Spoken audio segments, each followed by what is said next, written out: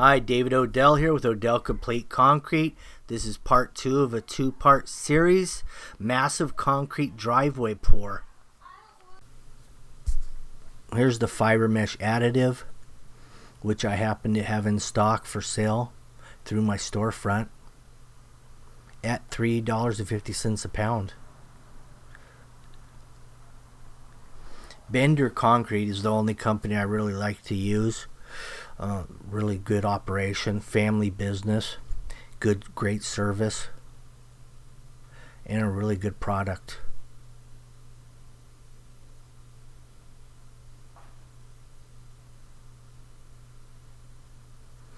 I already oiled all these forms with some used Mobil 1 synthetic right out of my truck. And I gotta tell you, it works beautiful.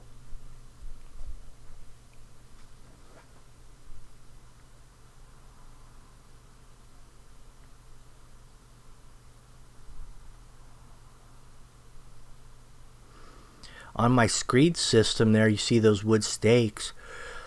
What I do with that to establish those elevations, I just drive one 2.5 inch wide stake and then pull lines whichever direction I want to off the top of the outside forms, and then drive a 16 duplex.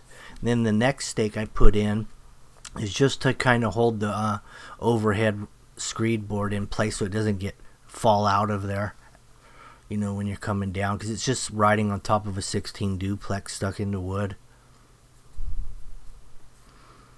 No dobies. We're just going to pull this up as we go. I normally designate just one person to take care of the whole pour. In this case, it happens to be me in this one.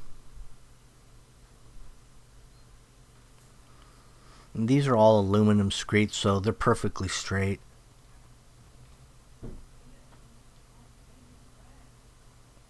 Normally I would have to go through about 15 pieces of lumber at the local lumber yard to find a straight one. In this case, I keep the aluminums, and they're specifically designed just for this.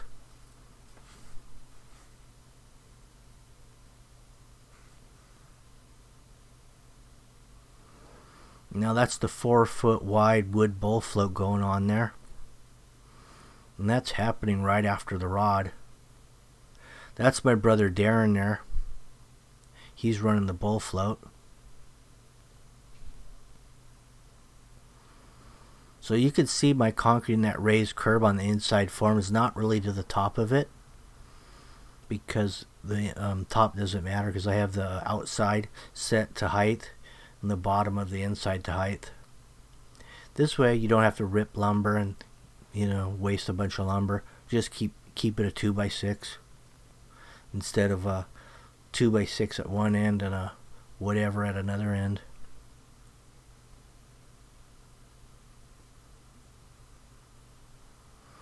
So that was 20 yards and I came up short. So we're actually going about 21 and a half. This particular mix design is a 3000 psi straight cement, no fly ash. I have a 3-foot power trowel that we're going to be using on here. I also have my float pan that I'm going to be throwing on that power trowel. And what that allows me to do is get on the concrete earlier so I can flatten it out. And then once it gets hard enough, I'll pull the pan off and just run the blades. But this is how you want to run a bowl float, nice and slow.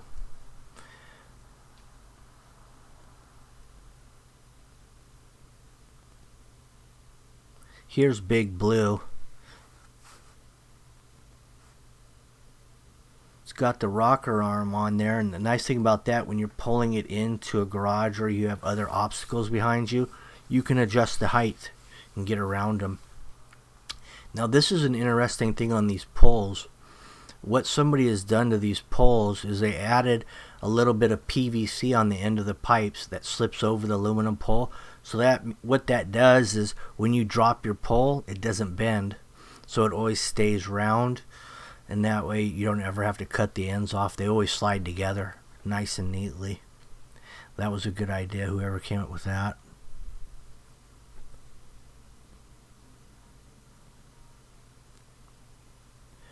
I have a 6-inch diameter ABS pipe. I slide all my aluminum poles in at the end of the day. That way I could throw that whole ABS pipe into the back of my truck. Nothing's going to bend those pole ends. But if you have that PVC on the end of them, you can just throw them in as is. So here's the power trowel, little 3-foot Honda engine on there, 5.5 horsepower. Got the float pan on it. It's still pretty wet, but that float pan keeps it up. Keeps it up riding on top. So I hit it all. The first load I hit it all with the float pan, and it was hard enough so I could pull the pan off. So my second pass was just running the blades. And now I can just walk around on the cement, hit the inside curve face, hit the hard to reach areas, and then I just knock out my footprints with the power trowel. Real simple. Now, if I wanted to do all this by hand, I would have had, another 6 to 8 guys out here. And then if I wanted to join it, you can add a couple more guys on top of that. So I'm not going to join it. I'm not going to hand trowel it. I'm just going to let the tools do the work. Minimize the labor force.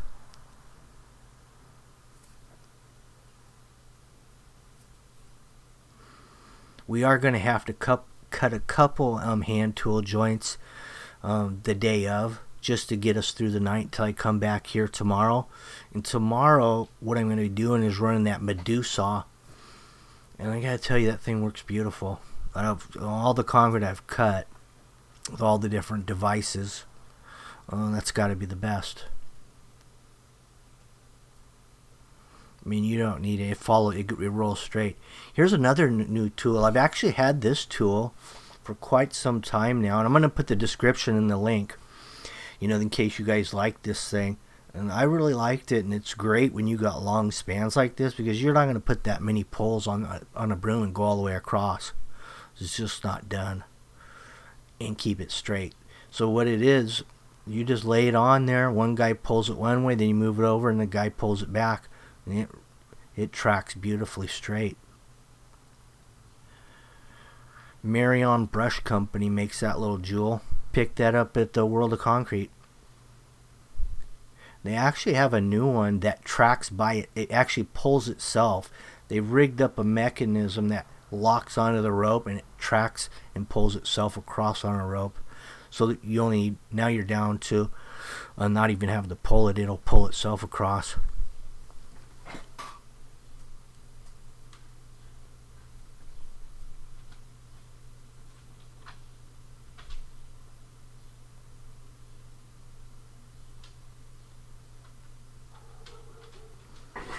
That broom is nice and wide, so it covers a lot of area quickly. Great for parking lots and big areas like this. Here's the float pan working its magic.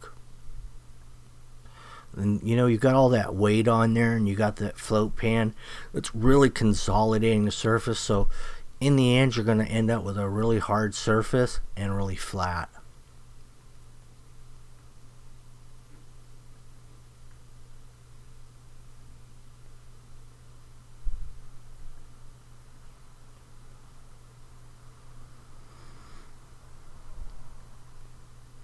So when I run a power trowel, whether I have the float pan or whether I'm just running the blades, I actually have a specific pattern I run. I actually cut and float when I'm going to the right, and then when I swing her back left,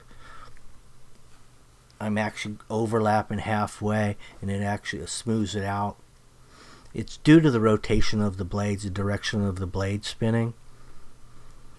So you're kind of cutting to the right and floating, and then when you come back left, you overlap and it smooths it out.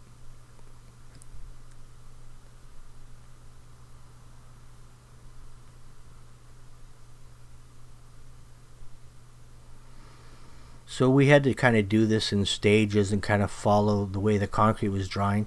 So we had to start and stop. But inevitably it all came from the house to the sidewalk.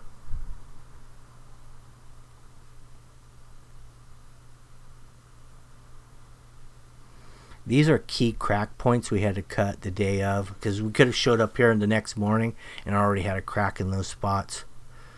So in some cases you'll have to get a couple in there the day of. I do have the fiber mesh in here, so that buys you some time. It also allows you to cut early without a lot of spalling and flaking on your cuts. So here's the snap lines. This Medusa that we're going to be using here, made by Skill, I hadn't really used it on a long run. Gave it a test run inside a house on 10-foot spans, and it tracked really straight, and it gave me the opportunity to see what it could really do. So I thought, well, I'm going to give it a real opportunity to show me what it can do on this one, because we're going to be running about 60-foot runs here. And without any guide, I'm just going to drop it on these lines and let it roll, and then I'm going to stand back and look how straight it went. And that's what I'm going to show here, which is rare for a straight run on any kind of a saw machine.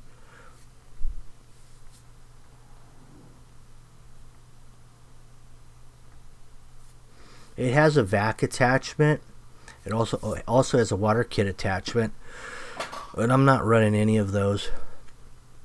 I'm just going to let the dust accumulate on the ground. Then I'm going to come back with my dry vac and the squeegee attachment and then suck up the dust off the floor. That way I don't have to pull as many things along the slab. Otherwise, if I had a vac hooked up to it at this point, I'd be dragging cords, a lot of different things all at once. That really kind of hinders my ability to keep stuff running straight.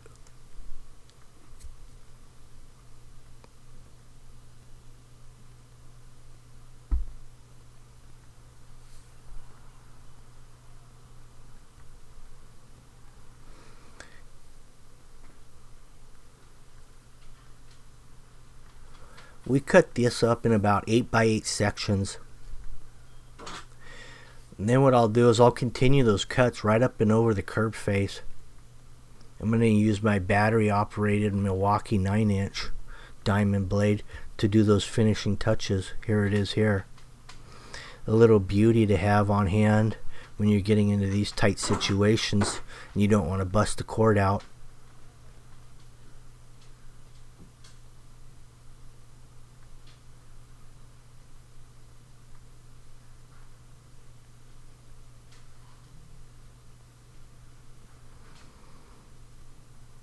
Nice clean cut.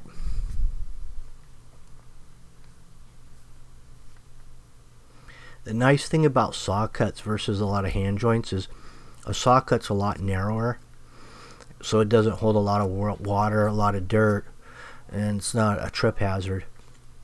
You can roller skate over it, you can walk over high heels, and you're not going to know it's there. But it's going to do the same job.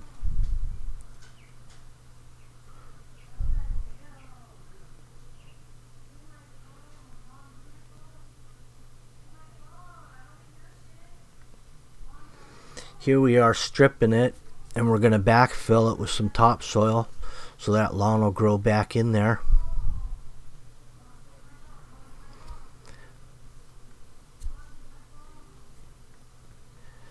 And then the final process, after we vacuumed about 90% of that dust up, is the pressure washing. And I got rid of that other pressure washer. Well, I still got it, but I don't use it. I went back to my old unit.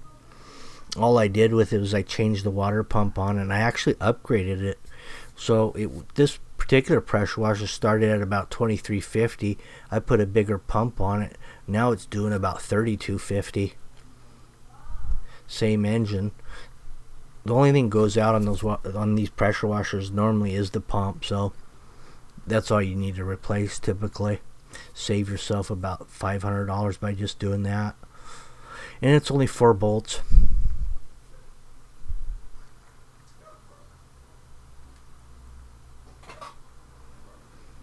But as we pressure wash, you get all that residual saw cut dust out of there. Then you can clean up the house, the garage from the dust you've created. Pressure washer, you don't use a whole lot of water, so it's kind of conservative to use those rather than right out of a water hose. Anyway, thanks for watching. If you like these kind of videos, make sure you subscribe. Please hit the like button and stay tuned for the next one. Have a good one.